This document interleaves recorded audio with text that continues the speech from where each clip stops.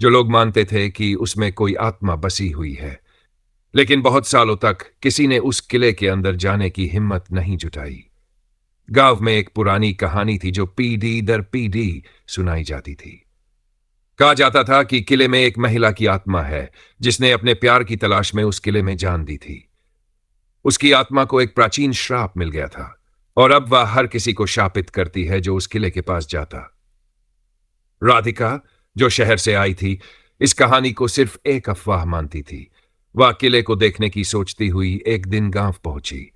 उसकी आंखों में साहस और दिल में जिज्ञासा थी।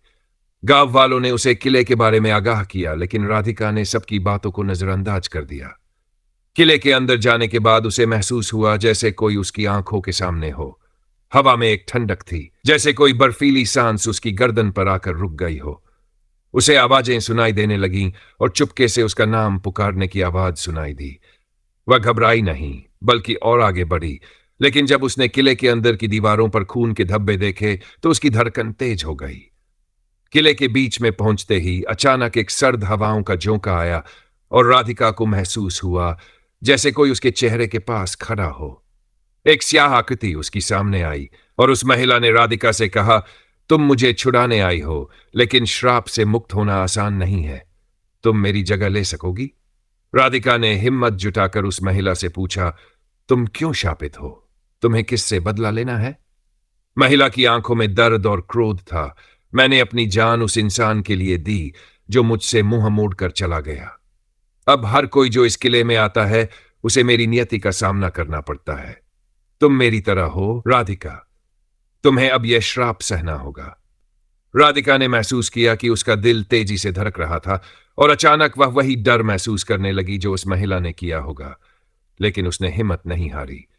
वह किले से बाहर भागी, लेकिन जैसे ही वह बाहर निकली उसकी आंखों के सामने किले की दीवारें और खून के धब्बे उभर आए। गांव लौटने के बाद राधिका ने देखा कि उसकी जिंदगी बदल चुकी थी। अब वह हर रात एक अजनबी आवाज सुनती जो उसे किले की तरफ खींचती थी। उसकी आंखों में एक गहरी थकान और दिल में खालीपन था। वह जान चुकी थी कि किले का श्राप उसे कभी नहीं छोड़ने वाला था। सभी लोग कहते थे कि श्रापित आत्माएं अपनी कहानी सुनाने के लिए कभी शांत नहीं होती। राधिका अब वही कहानी थी। राधिका के जीवन में अब पहले जैसी शांति नहीं रही। गांव लौटने के बाद उसे हर रात अजीब सपने आने लगे। सपनों में वही किले की स्याह दीवारें, खून के धब्बे और वह रहस्यमयी महिला दिखती थी। कभी कभी उसे ऐसा लगता जैसे कोई उसके कानों में फुसफुसा रहा हो, तुम मेरी जगह ले चुकी हो। राधिका अब इस रहस्य को समझना चाहती थी। उसने गांव के सबसे बुजुर्ग व्यक्ति बाबा रघुनाथ से मुलाकात की। बाबा ने उसकी आंखों में झांक कर गहरी सांस ली और बोले, तूने बहुत बड़ी गलती कर दी बेटी। उस आत्मा का श्राप अब तुझे जकड़ चुका है, वह तुझे चैन से नहीं जीने देगी। राधिका कांप गई। लेकिन यह श्राप किस चीज का है और क्यों? बाबा ने एक पुरानी कहानी सुनाई। आज से 100 साल पहले इस गांव की एक लड़की रेवती उस किले के राजा की प्रेमिका थी। राजा ने उससे विवाह का वादा किया था, लेकिन फिर उसे धोखा देकर किसी और से शादी कर ली। रेवती ने राजा को श्राप दिया कि उसकी आत्मा कभी शांति नहीं पाएगी और खुद को उसी किले में आग लगा ली। लेकिन मरने से पहले उसने कहा था, जिस लड़की की नियति मेरी जैसी होगी वह इस श्राप को मुझसे विरासत में पाएगी। राधिका का खून ठंडा पड़ गया। मतलब अब मैं उस श्राप का हिस्सा बन चुकी हूं। बाबा ने सिर झुका लिया। हां बेटी, अब वही आत्मा तो जैसे चाहती है कि तू उसकी जगह ले। राधिका की लड़ाई। राधिका अब घबरा गई थी, लेकिन उसने हार मानने से इनकार कर दिया। उसने बाबा से पूछा, कोई तरीका है जिससे मैं इस श्राप से मुक्त हो सकूं? बाबा ने बताया कि उसे रेवती की आत्मा को मुक्ति दिलानी होगी, लेकिन यह आसान नहीं होगा। उसे किले में जाकर वह वस्तु ढूंढनी होगी जिसे रेवती की आत्मा इस दुनिया से बंधी हुई है। राधिका ने हिम्मत जुटाई और एक रात फिर किले में पहुंची। इस बार किला पहले से भी ज्यादा डरावना था। हवा में वही अजीब फुसफुसाहटें थी। जैसे ही वह अंदर गई एक कड़वी बदबू ने उसे घेर लिया। तभी उसे एक पुराना दर्पण दिखाई दिया जिसमें उसका अक्स नहीं बल्कि रेवती की आत्मा झलक रही थी। रेवती ने धीरे से कहा, तू अब भाग नहीं सकती, श्राप तेरा हो चुका है। राधिका ने कांपते हुए पूछा, अगर मैं तुम्हारी आत्मा को मुक्त कर दूं तो क्या तुम मुझे छोड़ दोगी? रेवती हंसी, एक ऐसी हंसी जो दिल दहला दे। क्या तूने कभी देखा है कि कोई श्राप यूं ही मिट जाता है? क्या राधिका बच पाएगी? अब राधिका के पास सिर्फ दो रास्ते थे। या तो वह हार मान ले और श्राप को स्वीकार कर ले, या फिर वह इस भयानक आत्मा को हमेशा के लिए मुक्त करने का तरीका ढूंढे। लेकिन क्या वह सफल हो पाएगी, या फिर उसकी आत्मा भी किले का हिस्सा बन जाएगी? अगला भाग। राधिका को लगा कि वह इस भयावह श्राप से मुक्त हो चुकी है, लेकिन क्या सच में ऐसा हुआ था? शहर लौटने के कुछ दिनों बाद उसकी जिंदगी फिर से सामान्य होने लगी थी, लेकिन हर रात जब वह सोने जाती उसे अजीब सपने आते। रेवती की मुस्कुराहट, धुंध में छिपी परछाइयां और कानों में फुसफुसाहटें। क्या तूने सच में सोचा कि यह श्राप इतना आसानी से खत्म हो जाए? राधिका की आंखें अचानक खुल गई। वह पसीने में भीगी हुई थी। उसने घड़ी देखी, रात के 3 बजे। कमरे में अजीब सी ठंडक थी, जबकि खिड़कियां बंद थी। तभी उसे लगा जैसे कोई उसके बिस्तर के पास खड़ा हो। वह धीरे धीरे मुड़ी और जो उसने देखा उससे उसकी चीख निकल गई। शापित चेहरा। वहां अंधेरे में एक धुंधली आकृति खड़ी थी, रेवती। लेकिन यह वैसी नहीं थी जैसी किले में थी। यह रेवती का विकृत और डरावना रूप था, जिसकी आंखें कोयले जैसी काली थी और होंठों पर अजीब सी मुस्कान थी। मैंने तुझे धन्यवाद कहा था, पर तूने मेरी आत्मा को मुक्ति नहीं दी राधिका। तूने बस मेरा एक हिस्सा जलाया था। मेरा असली श्राप अब भी जिंदा है। राधिका को महसूस हुआ कि उसका शरीर सुन्न हो रहा है। वह हिल भी नहीं पा रही थी।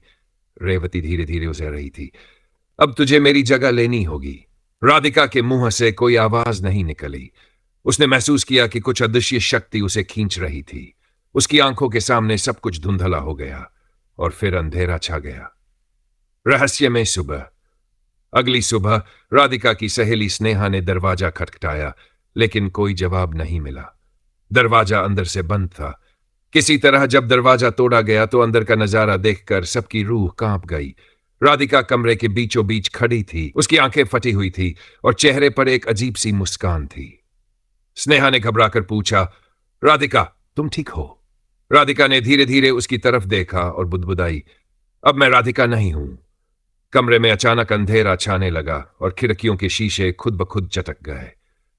श्राप सच में खत्म हुआ था, या यह किसी नए भयानक अध्याय की शुरुआत थी?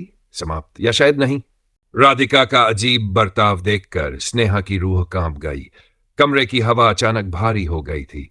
वह सहमी हुई बोली, राधिका, ये तुम क्या कह रही हो? लेकिन राधिका अब राधिका नहीं थी। उसकी आंखें काली पड़ चुकी थी और उसके चेहरे पर वही अजीब सी मुस्कान थी जो उसने सपनों में देखी थी। अब मैं राधिका नहीं हूं।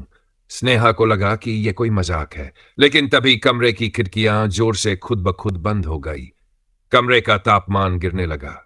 स्नेहा, मेरी मदद करो, मैं अंदर फंसी हुई हूं। राधिका का मुंह हिल नहीं रहा था, लेकिन उसकी आवाज कमरे में गूंज रही थी, जैसे कोई उसकी आत्मा को भीतर से पुकार रहा हो। स्नेहा का कलेजा कांप गया। वह समझ गई कि कुछ बहुत गलत हो चुका था। गुप्त विद्या और बाबा की भविष्यवाणी। स्नेहा घबराई हुई गांव के बाबा रघुनाथ के पास पहुंची और उन्हें पूरी बात बताई। बाबा ने गहरी सांस ली और बोले, मैंने पहले ही कहा था, श्राप को मिटाना आसान नहीं। राधिका ने जो किया उसने रेवती को शांत नहीं किया, बल्कि उसे और अधिक शक्तिशाली बना दिया। अब राधिका बस एक खोल है और रेवती उसकी आत्मा को पूरी तरह से निगलने वाली है। तो अब क्या करना होगा बाबा? स्नेहा ने हिम्मत जुटाकर पूछा। बाबा ने एक पुरानी किताब खोली और उसमें कुछ पढ़कर बोले, हमें उस आत्मा को वापस उसके मूल स्थान पर भेजना होगा। राधिका को किले में ले जाना होगा और एक विशेष अनुष्ठान करना होगा, वरना वह हमेशा के लिए खो जाएगी। स्नेहा के रोंगटे खड़े हो गए। उसे राधिका की मदद करनी थी, लेकिन क्या वह समय पर पहुंच पाएगी? अगली रात स्नेहा कुछ गांव वालों और बाबा के साथ राधिका को लेकर उसी किले में पहुंची जहां से यह सब शुरू हुआ था। राधिका को रस्सियों से बांधा गया था, क्योंकि वह अब पहले जैसी नहीं रही थी। उसकी आंखों में एक अजीब सा पागलपन था और उसके होंठों पर वह डरावनी मुस्कान बनी हुई थी। तुम लोग व्यर्थ प्रयास कर रहे हो। राधिका की आवाज में 2 स्वर थे, एक उसका और एक किसी और का, शायद रेवती का। बाबा ने मंत्रोच्चारण शुरू किया और जैसे ही अनुष्ठान आगे बढ़ा, किले की दीवारों से अजीब सी चीखें आने लगीं। अचानक राधिका जोर से हंसने लगी। तुम सोचते हो कि मुझे रोक सकते हो, यह श्राप कभी नहीं टूटेगा। कमरे में हवा तेज हो गई और राधिका की आंखों से काले आंसू बहने लगे। स्नेहा ने बाबा से पूछा, अब क्या करें? बाबा बोले, हमें उसे उस जगह ले जाना होगा जहां रेवती ने आत्महत्या की थी। वहीं इस श्राप का अंत होगा, श्राप का अंतिम युद्ध। स्नेहा और गांव वालों ने पूरी ताकत लगाकर राधिका को किले की उस जगह तक पहुंचाया जहां रेवती ने खुद को आग लगाई थी। बाबा ने मंत्रों का उच्चारण तेज कर दिया और स्नेहा ने हाथ में पवित्र राख ली और राधिका पर डाल दी। तभी राधिका जोर से चीख पड़ी और उसके शरीर से धुएं की एक परछाई निकलने लगी। रेवती की आत्मा, तुम लोग मुझे कभी मुक्त नहीं कर सकते, यह श्राप अमर है। बाबा ने आखिरी मंत्र पढ़ा और एक जोरदार आवाज के साथ रेवती की आत्मा चटकने लगी। उसकी चीखें पूरे किले में गूंज उठी और फिर सब कुछ शांत हो गया। राधिका जमीन पर गिर पड़ी, उसकी आंखें अब सामान्य थीं। श्राप खत्म हो चुका था। क्या यह सच में अंत था? राधिका को होश आया और उसने देखा कि सब उसे घेर कर खड़े थे। क्या? सब थके हुए स्वर में पूछा। बाबा ने मुस्कुराकर कहा, हां बेटी, अब वह आत्मा हमेशा के लिए मुक्त हो चुकी है। लेकिन जब सब लोग किले से बाहर जा रहे थे तब एक कोने में किसी ने कुछ फुसफुसाते हुए सुना, तुम लोग सोचते हो कि यह अंत है, लेकिन श्राप कभी पूरी तरह खत्म नहीं होते। समाप्त, या शायद नहीं।